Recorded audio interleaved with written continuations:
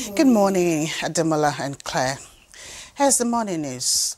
Following the tragic abduction of schoolgirls from Government Girls Comprehensive Secondary School, Maga in Kebbi State, the community is still grappling with fear and uncertainty.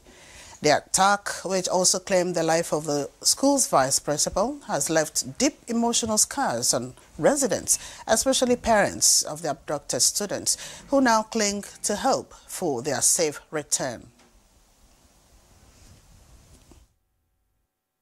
Honestly, we are still in fear. Since yesterday, we could not sleep. May God come to our aid. I will forever remember my husband, especially the way he's taking care of me and my children.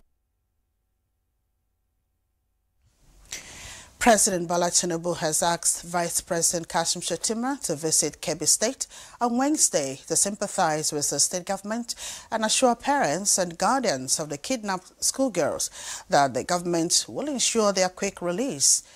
A statement signed by the Special Advisor to the President on Information and Strategy, Bayo Onanuga, says President Tinubu also sent his condolences to the military over the deaths of the gallant soldiers and Brigadier General Musa Oba, who paid the ultimate price while on active duty fighting insurgents in Borno State. The President, who the military authorities have fully briefed about the two incidents, expressed sadness over the abduction of the schoolgirls, despite intelligence warnings of possible strike by the bandits. He commended Governor Ahmed Nasir Idris for the efforts made to avert the kidnapping. President Tinubu urged communities across the country, especially in areas facing security challenges, to share information and intelligence that will help the military, the police, and the DSS to make the communities safe. The Nigerian Senate is reacting to Monday's abduction of 25 female students in Kebbi, asked the armed forces to immediately recruit at least 100,000 personnel to confront the challenge of insecurity. The Senate also condemned the abduction and sympathized with families of victims. We want the country to be safe for all Nigerians, and that is why they elected us here, to make laws, resolutions, and take steps to ensure that we, in line with our constitutional duties, that lives and properties are safe. Nigeria's First Lady, Oluremi Tinubu, has called on wives of the new service chiefs to provide their husbands with needed support as they work hard to meet the expectations of their commander-in-chief and Nigerians in the fight against insecurity. She made the call during a courtesy visit to her office by wives of the new service chiefs. We know there are a lot of veterans that are old, and then they will need little financial assistance towards the Yuletide season. So we are going to do 250, but I expect that when we do that, you can also introduce that to your husbands so that you can begin to take care of the elderly amongst them, because all of us will grow old. The federal government has restated Nigerians' readiness to do business with the rest of the world, saying ongoing reforms undertaken by the present administration across different sectors is opening new opportunities for investments. Vice President Kashim Shettima stated this when he received a delegation from the Advanced Energy Partners, led by Chairman of the Consortium, Senator Abu Ibrahim, on a courtesy visit to the presidential villa. The present administration had created the enabling environment for businesses to thrive.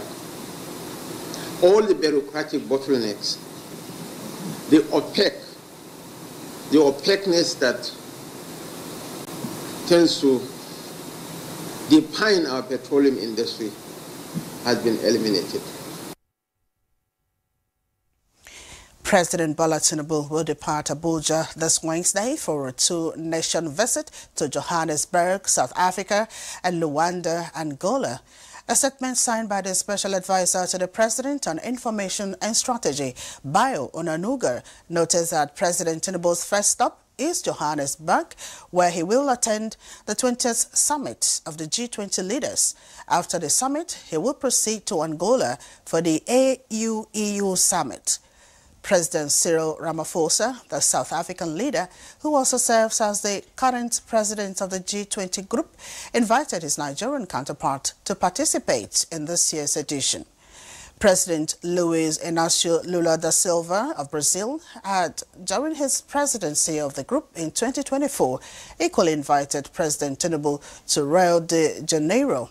The summit, scheduled to take place from Saturday, November 22nd to Sunday, November 23rd at the Johannesburg Expo Center, brings together leaders from the world's top 20 economies, including the European Union, the African Union, and financial institutions, amongst others.